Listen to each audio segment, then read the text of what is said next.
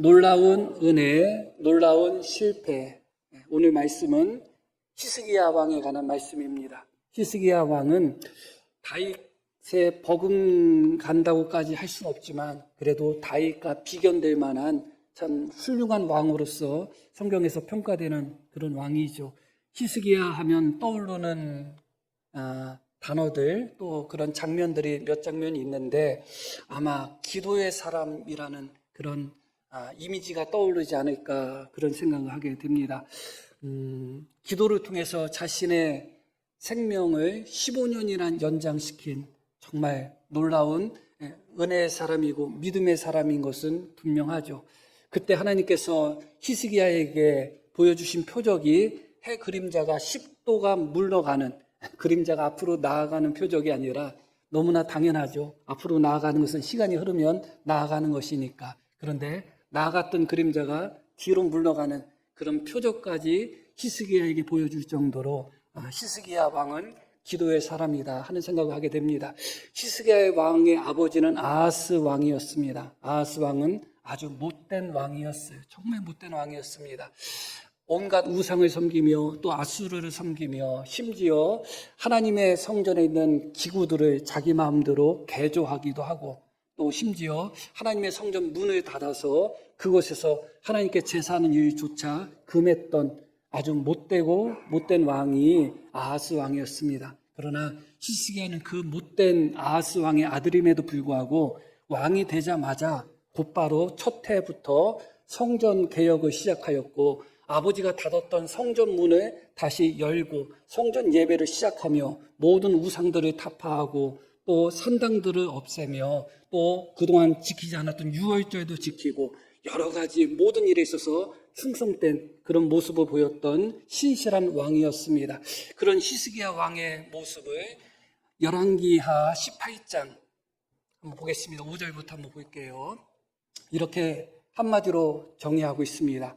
히스기야가 이스라엘 하나님 여호와를 의지하였는데 그의 전후 유다 여러 왕 중에 그러한 자가 없었으니 여호와 하나님을 의지하는 데 있어서 그 전후 어떤 유다 왕도 히스기야 왕처럼 하나님을 의지했던 왕은 없었다. 이어지는 부분 곧 그가 여호와께 연합하여 하나님과 하나가 되었다는 것이죠. 여호와께 연합하여 그에게서 떠나지 아니하고 여호와께서 모세에게 명령하신 계명들을 지켰더라. 히스기야 왕 전후에도 히스기야 왕처럼 하나님을 신실하게 섬긴 왕이 없었다고 평가받을 정도로 그렇게 히스기야 왕은 하나님을 잘 섬겼습니다. 여호와께 연합했다고 그렇게 표현할 정도로 히스기야는 하나님과 하나 되는 하나님의 모든 율법과 말씀을 정말 열심히 지키려고 했던 그런 훌륭한 왕이었습니다. 그런데 한 가지 문제가 생겼어요. 어떤 문제가 생겼냐면 아수르와의 관계 속에서 그동안 그 아버지 아하스는 아수르라는 나라를 섬겼습니다. 그러나 히스기야는 아수르라는 나라를 섬기는 것을 거절했어요. 이것은 믿음의 표입니다. 하나님께서 우리와 함께 하신다는 믿음의 표죠. 그런데 그런 믿음이 계속 갔으면 좋았을 텐데 얼마 시간이 흘러가지고서는 하나님을 의지하는 믿음이 아니라 애굽이라는 큰 나라를 의지하는 그런 마음으로 변했습니다. 그래서 선지자들이 경고하기를 애굽을 의지하지 말라, 아수르도 두려워하지 말라, 오직 하나님만 의지하라 그렇게 말씀을 선포했음에도 불구하고 이 히스기야가 오직 하나님을 의지하는 그 믿음에서 조금 떨어진 모습을 보여줍니다. 그래서 아수르가 쳐들어왔을 때 히스기야 왕이 아수르 왕에게 항복을 합니다. 항복하면서 오직 하나님만 의지하고 맞섰어야 되는데 내가 잘못했다. 항복합니다. 그러면서 아수르 왕에게 당신이 원하는 것은 뭐든지 다 들어주겠다. 그렇게 이야기하고 있습니다. 역시 열왕기하 18장 14절부터 나옵니다. 유다의 왕 히스기야가 라기스로 사람들을 보내어 아수르 왕에게 이르되 내가 범죄하였나이다. 나를 떠나 돌아가소서. 내게 지우는 것을 내가 당하리다 하였더니 아수르 왕이 곧 은 300달란트와 근 30달란트를 정하여 유다 왕 히스기야에게 내게 하였다. 이렇게 말씀이 나와요. 내가 잘못했다. 용서해달라. 당신이 원하는 것을 다 해주겠다고 했더니 아수르 왕이 그러면 은 300달란트와 금 30달란트를 내라. 엄청난 양이거든요. 그랬더니 히스기야가 어떤 반응을 보였는가? 히스기야가 이에 여호와의 성전과 왕궁 곳간에 있는 은을 다 주었다. 뭐 왕궁 곳간에 있는 은을 준 것은 그렇다 쳐도 하나님 성전에 바쳐진 그 은을 자기 마음대로 가져다가 아수르 왕에게 조공으로 바친 거예요. 히스기야 왕의 믿음이 좀 떨어졌다 하는 생각이 분명히 들죠. 그런데 그 다음 절은 훨씬 더 충격적인 말씀이 이어져요. 보겠습니다. 또 그때에 유다 왕 히스기야가 여호와의 성전 문의 금과 자기가 모든 기둥에 입힌 금을 벗겨서 모두 아수르 왕에게 주었더라. 정말 충격적인 일이 발생했어요. 정말 놀랍죠. 그렇게 마음을 다해서 신실하게 다윗 왕에 거의 버금갈 정도로 하나님과 연합하여 하나가 되었던 히스기야 왕이 어느 순간 그 믿음이 내려가고 하나님만 의지하던 마음 속에서 아수르 왕을 두려워하고 아수르 왕에게 항복하면서 그 사람에게 조공을 바치는데 그 은 300달란트와 금 30달란트를 바치기 위하여 여호와의 성전에 있는 창고에 있는 모든 은을 내준 것으로도 부족해서 어떻게 했다고요? 성전 문에 입혀 있는 금을 다 벗겼다는 거예요. 다른 왕도 아니고 히스기야 왕이. 그리고 성전 기둥들에 입혔던 금들도 다 벗겨가지고 아수르 왕에게 주었다는 겁니다. 지금 이 순간에는 히스기야 왕이 더 높아요? 아수르 왕이 더 높아요?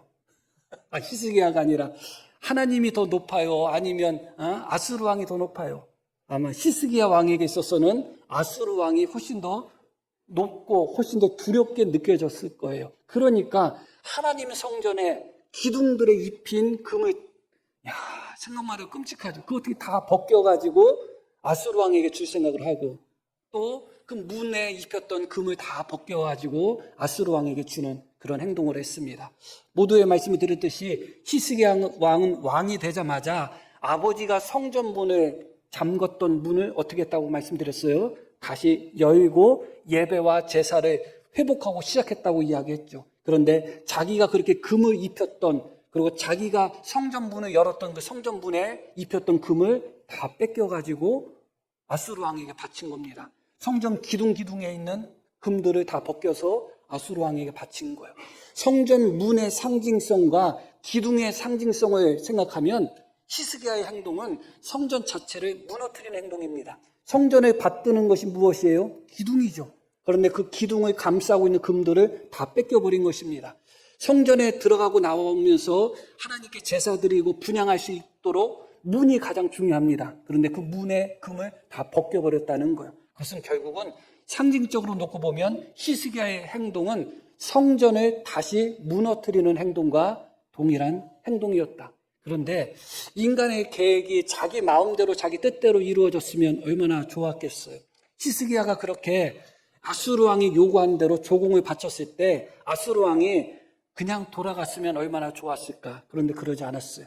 아수르 왕이 오히려 받아먹을 것은 다 받아먹고 유다를 더욱 압박합니다. 협박합니다.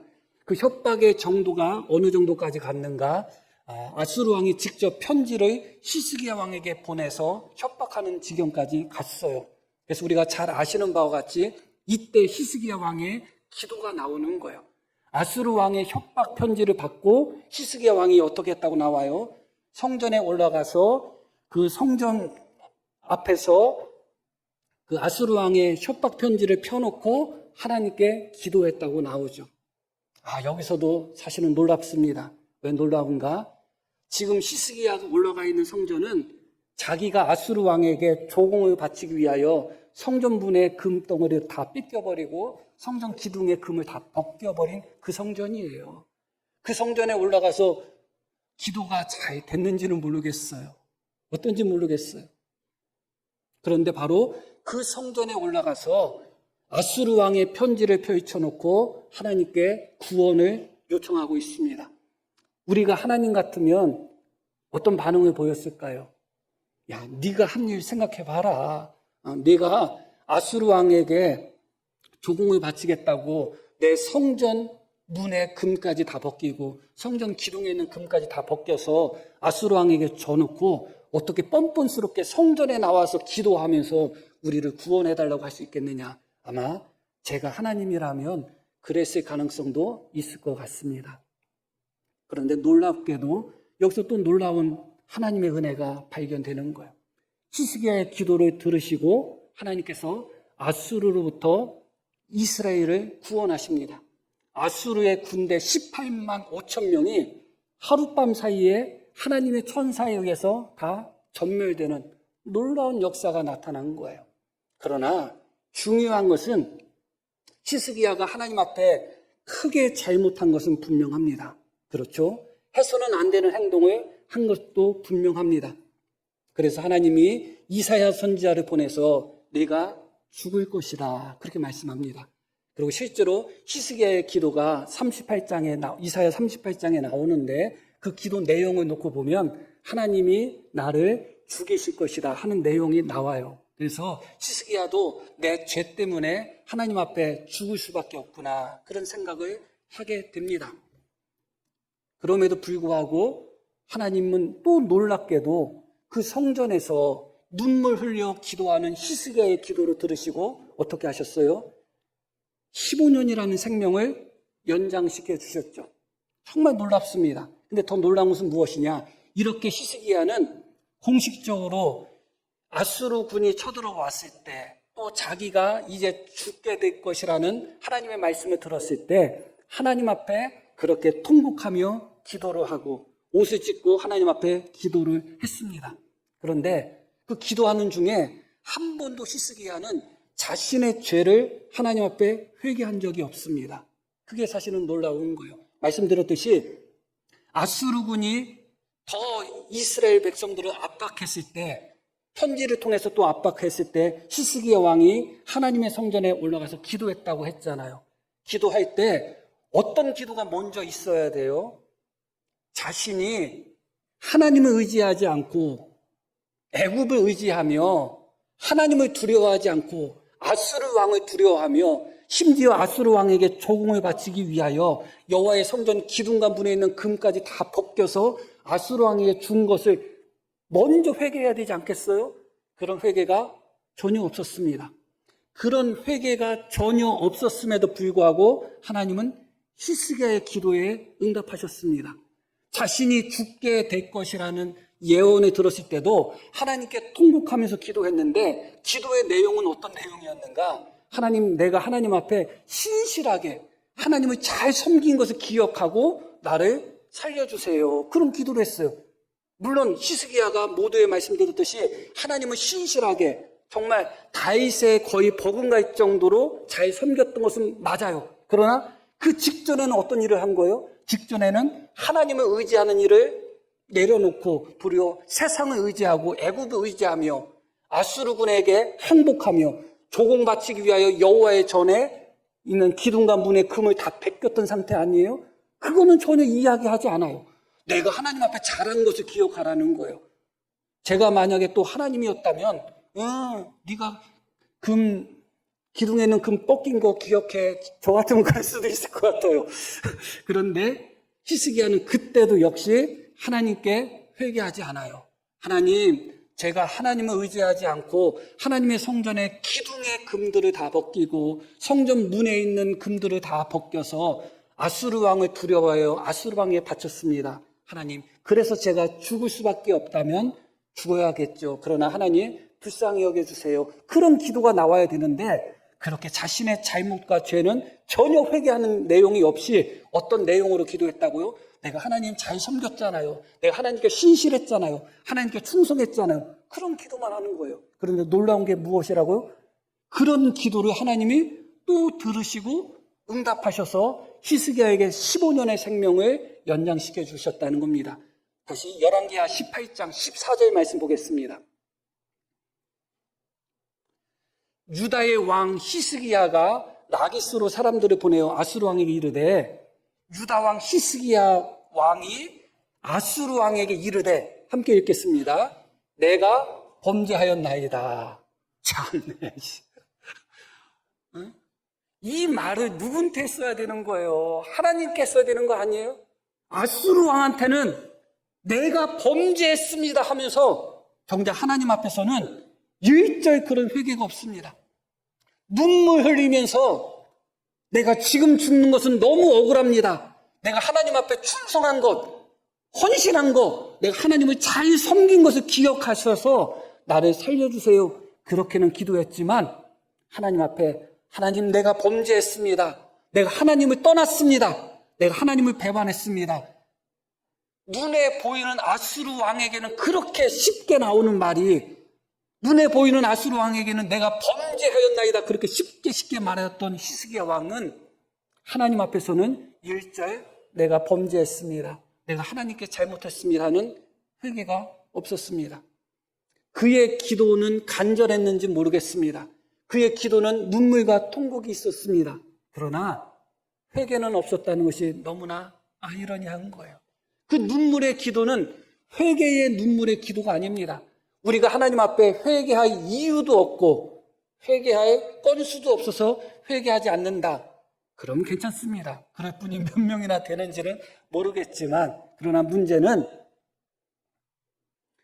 하나님 앞에 회개할 것이 산더미 같음에도 불구하고 하나님 앞에 회개의 눈물은 없고 자기 연민의 눈물만 있고 자기가 얻고 싶은 기도의 간절함만 있어서 회개 없는 간절한 기도, 회개 없는 눈물의 기도를 하나님 앞에 드릴 때가 많다는 거예요. 그럼에도 불구하고 어떻게 했다고요? 하나님은 비록 히스기야 왕이 아수르 왕에게는 내가 범죄했습니다. 그렇게 인정하면서조차도 하나님께는 한마디의 회개조차 없었던 히스기야 왕임에도 불구하고 히스기야 왕의 기도를 다 들어주셨습니다. 놀라운 하나님의 은혜고 놀라운 히스기야 왕의 실패가 계속해서 반복해서 나오고 있습니다.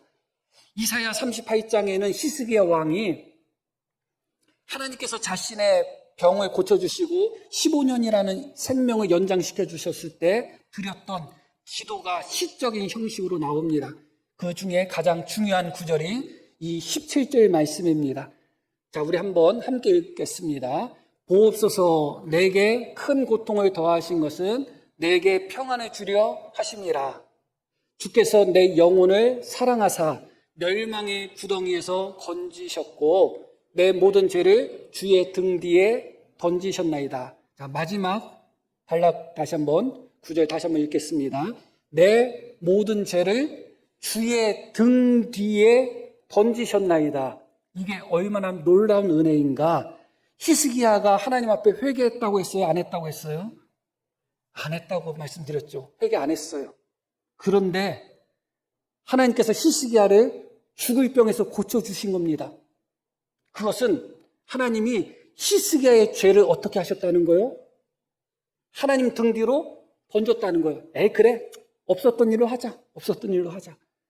히스기야가 하나님 앞에 눈물 흘려 기도하고 회개했다면 당연히 하나님은 용서의 하나님이니까 용서하셨을 거예요. 그런데 그렇게 눈물 흘려 기도하면서 내가 잘못했습니다 하는 기도는 전혀 하지 않고 내가 하나님을 얼마나 잘 섬겼는데요. 내가 얼마나 하나님을 훌륭하게 섬겼는데요. 나 좀 살려주세요. 어떻게 보면 뻔뻔하잖아요. 어디서 그런 기도를 드리는 거예요?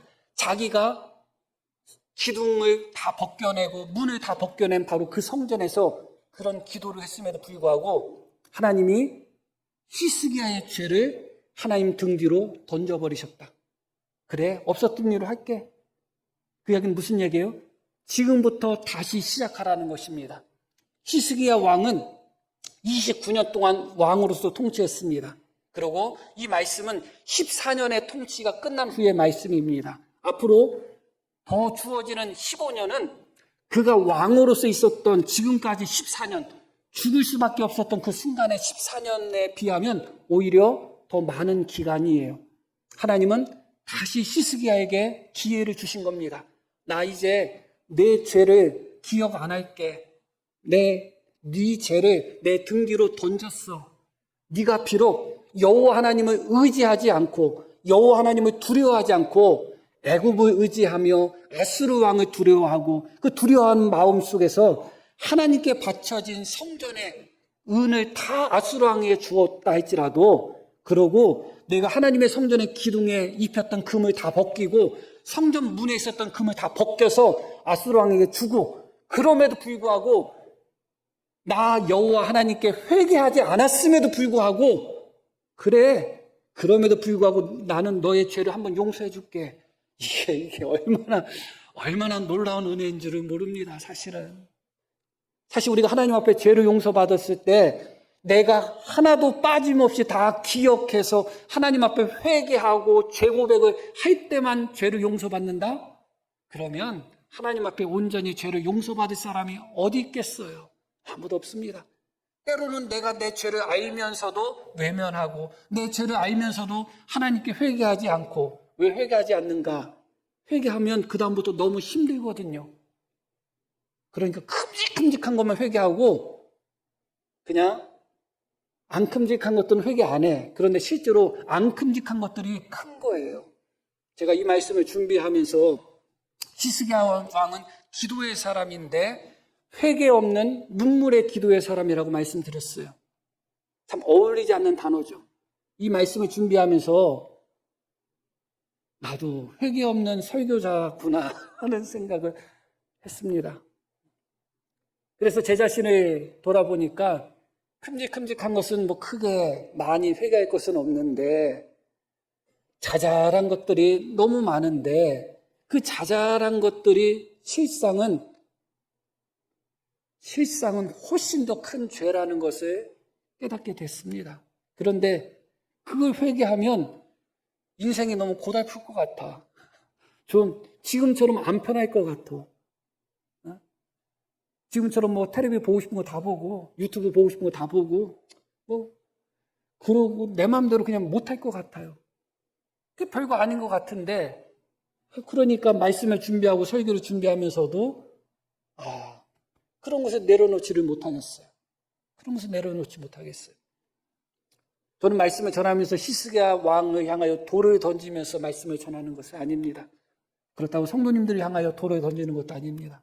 오히려 이 말씀을 깨닫고 전하는 제 자신도 여전히 히스기야 왕과 동일한, 그래서 하나님 앞에 회개하지 않은 기도자로서, 회개하지 않는 설교자로서 그렇게 말씀을 전하고 있지 않나. 그런데 자신을 향하여 돌을 던지고 있습니다. 그럼에도 불구하고 쉽지가 않아요.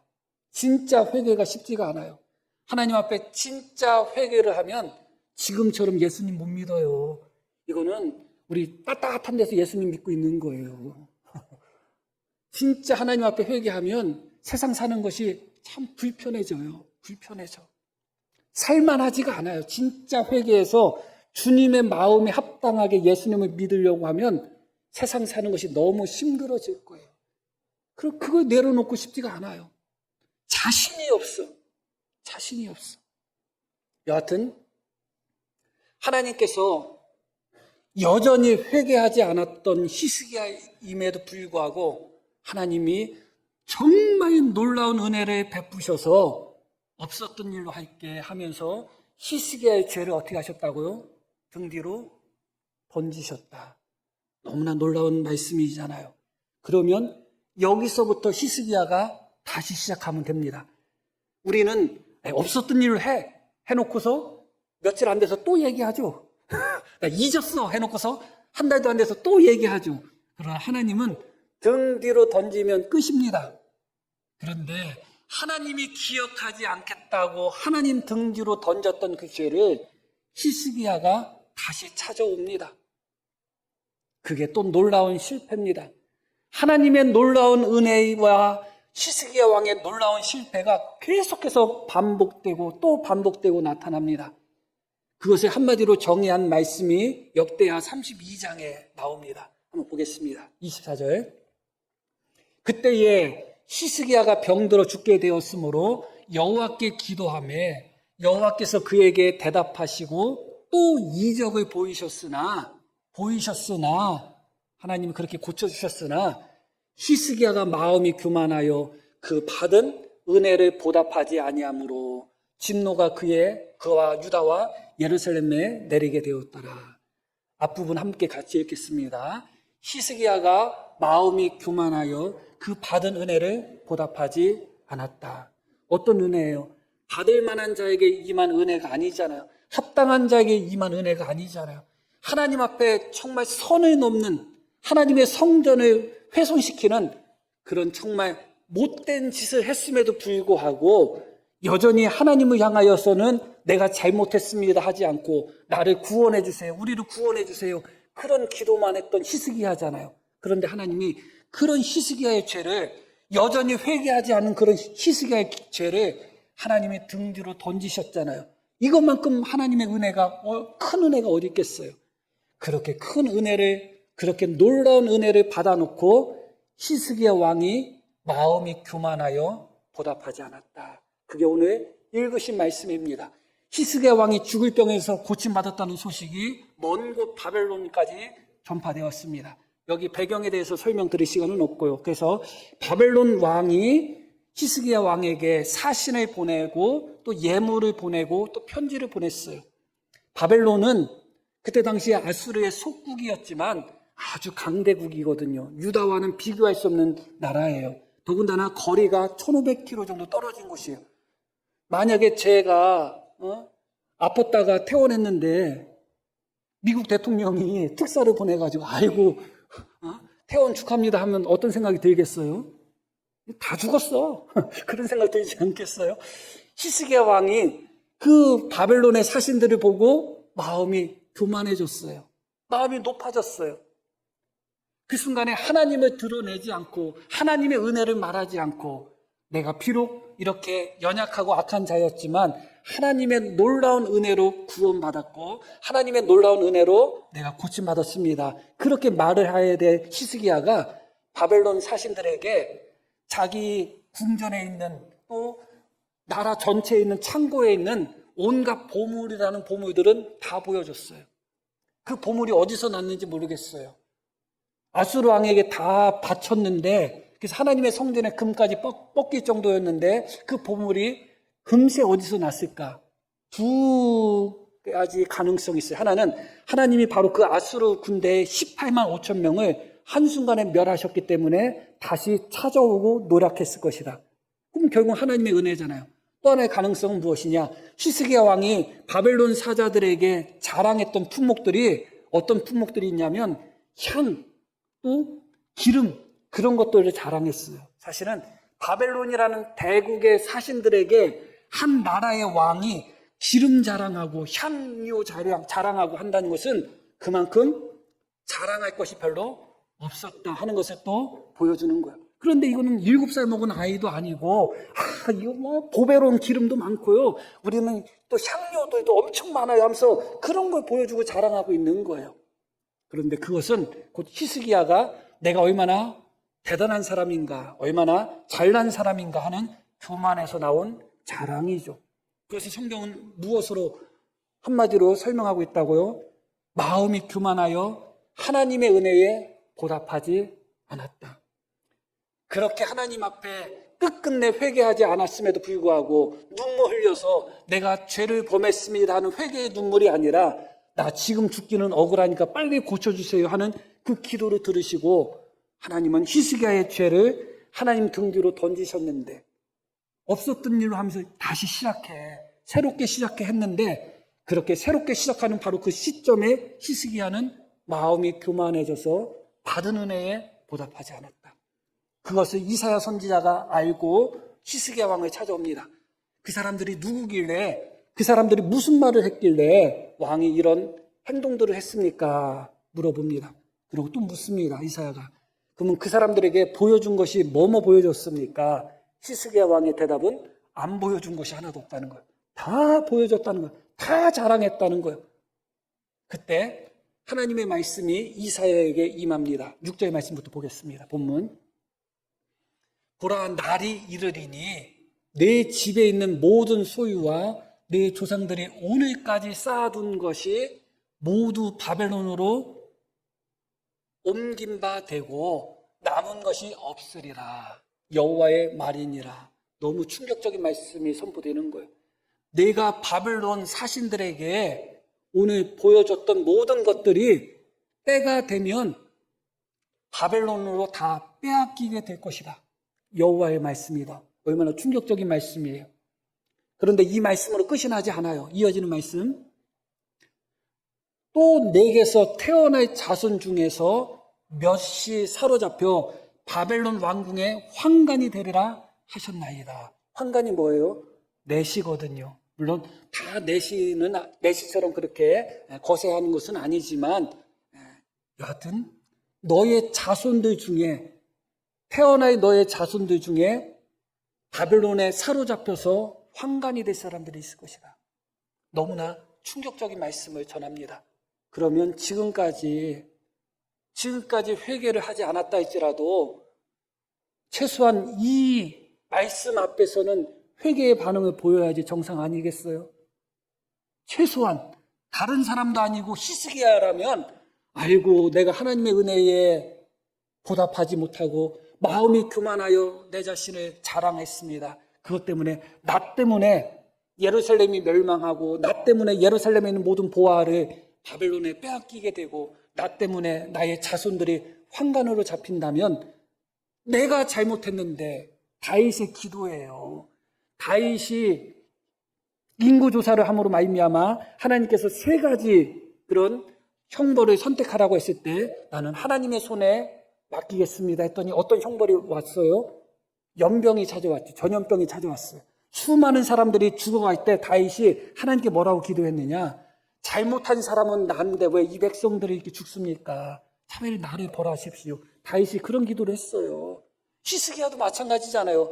하나님의 은혜에 보답하지 않은 사람은 나인데 하나님이 나의 죄를 기억도 안 하시고 등 뒤로 던지셨던 그 죄를 다시 가져와서 하나님 앞에 죄를 범한 사람은 나인데 왜 예루살렘과 나의 자손들이 이런 일을 당해야 됩니까? 하나님 나를 벌하십시오. 그래야 되잖아요. 최소한 이 순간만은. 그런데 마지막 절이 충격적으로 마무리가 됩니다. 마지막 절 보겠습니다. 히스기야가 이사야에게 이르되 당신이 이른 바 여호와의 말씀이 좋소이다 하고 또 이르되 내 생전에는 평안과 경고함이 있으리로다 하니라. 이걸 긍정적으로 보는 그런 학자들, 주석가들, 성경 해석가들이 분명히 있습니다. 그러나 저는 이 말씀을 절대로 긍정적으로 보지를 못하겠습니다. 당신의 말씀이 좋습니다. 내가 오늘 죽을 것이다.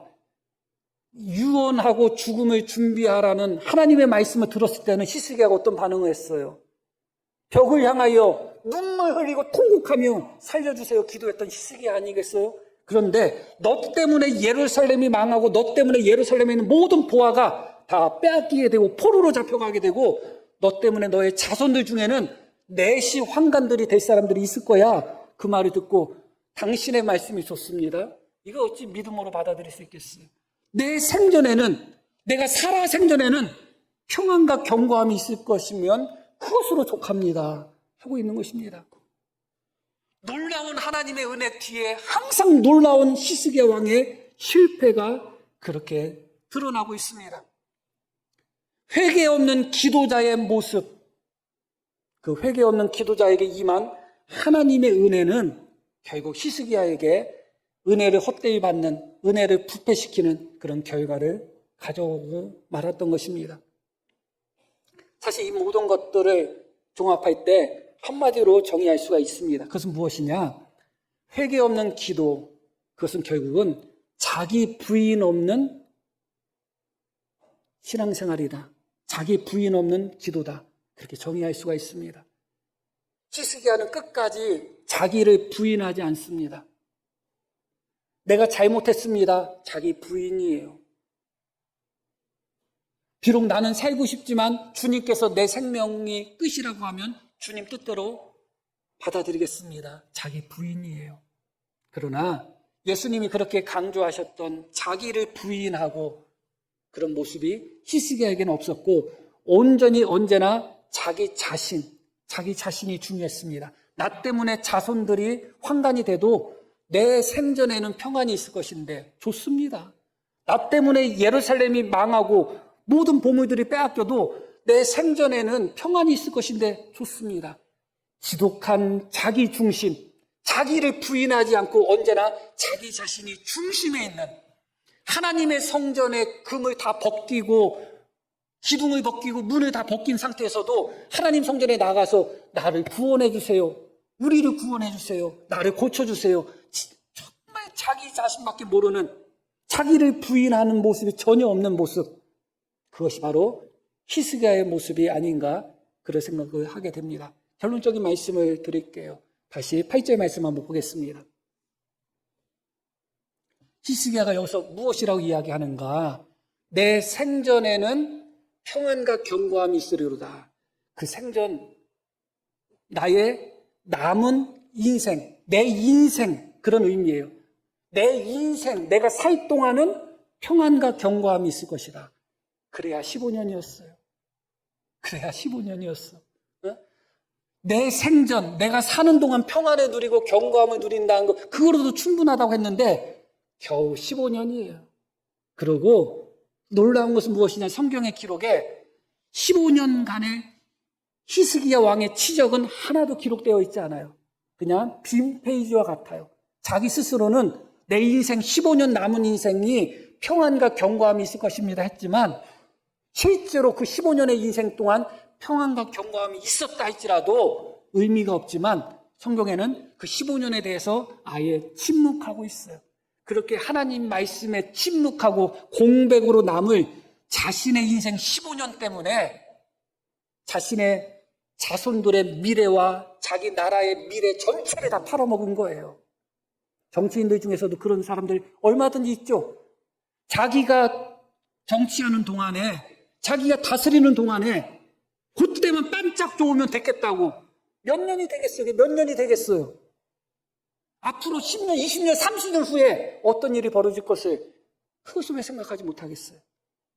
그러나 내 생전에만 평안이 있다면 좋습니다. 내 자손들이 환관이 되든 말든 예루살렘에 있는 모든 보물이 빼앗기든 말든 좋습니다. 그랬어요. 그러고 나서 이 말씀이 언제 이루어졌는가? 히스기야 왕의 4대 손, 고손자 때 이루어졌어요.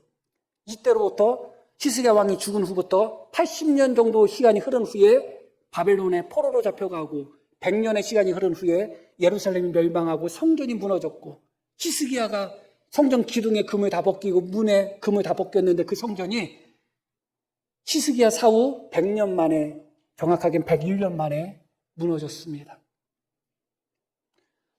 내가 중요하죠. 나만큼 소중한 사람이 어디 있겠어요. 내 인생도 중요하겠죠.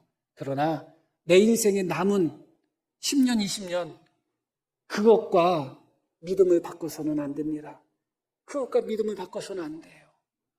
내가 평안하면 좋겠죠. 그런 모습이, 히스기야와 같은 모습이 우리 속에 있어서는 안 됩니다. 오늘 말씀 속에서 우리가 몇 가지를 살펴보았습니다. 제목만 기억하셔도 충분하겠습니다. 너무나 많은 놀라운 하나님의 은혜가 반복되었고, 그렇게 놀라운 하나님의 은혜가 반복될 때마다 놀라운 히스기야의 실패가 반복되고 있다는 것. 그 놀라운 히스기야의 실패의 중심에 무엇이 있었는가? 물론 교만이 있었지만 한마디로 자기 중심, 자기를 부인하지 못하는 믿음이 그 중심에 있었던 겁니다. 예수님을 믿으면서 나 자신을 부인하지 못하고 언제나 내가 최우선이고 내가 가장 중요하게, 나 자신이 가장 중요하다는 마음속에서 신앙생활을 하면 우리도 히스기야와 별 바를 바가 없는 그런 믿음을 보여줄 수밖에 없습니다. 자기를 부인하며 주님을 따라갈 수 있는 믿음의 용사들이 다 되기를 주님의 이름으로 축복합니다. 자, 우리 들으신 말씀 기억하며 함께 기도하겠습니다.